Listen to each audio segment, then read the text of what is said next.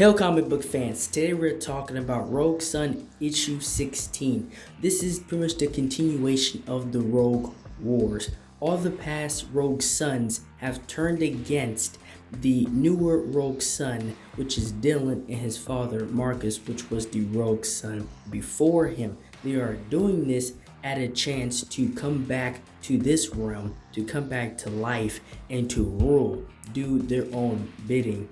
But that was only possible because the Night Sun, one of the Rogue Suns from before, made a deal with Morningstar. He pretty much legitimately made a deal with the devil in order to get power, in order to get what he needed to take over the world.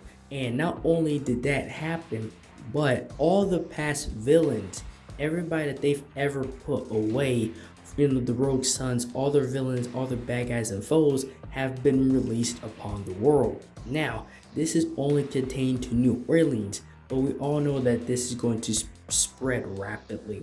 So a lot of new characters, a lot of new villains in particular have been introduced into this issue, and one of them is this demonic priest, and he's going to be used by the Night Sun because of his specific ability.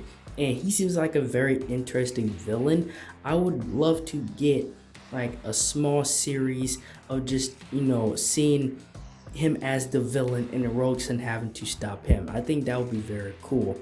And within the Sunstone itself is the Rogue War, because we have both the father and the son, which are screwed, and the grandpa, Marcus's father, turned against them.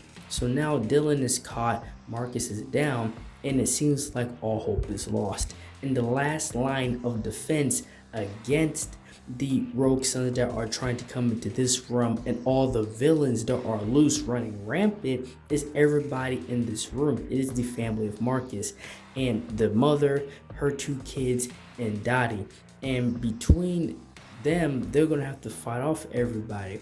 The mother was just gonna get her kid, get up out of there, but Dottie has another plan.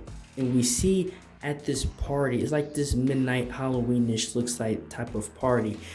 We see the dark priest himself, and he is here. And the plan that Rogue Sun had for him, we are seeing come into effect completely. We're seeing at least the starting of it, and he's a part of this big, grander plan.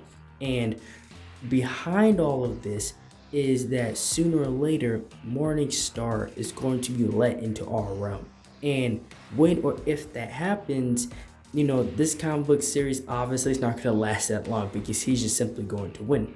Then we're brought to this discussion and brought into where it seems like the grandfather, double timed again and turned against the other Rogue Sons. And at first, Dylan does not believe him at all that now he's trying to help him because he literally just stabbed them in the back. His reasoning was that they was going to get caught. So this was the only idea he could come up with to act like he was the bad guy switching sides. And he pretty much tells Dylan that, he wanted somebody else to be Rogue Sun and not Marcus when he was a kid, but that person died. So he had to raise pretty much Marcus a very tough and rough way just to make sure that he's the best Rogue Sun.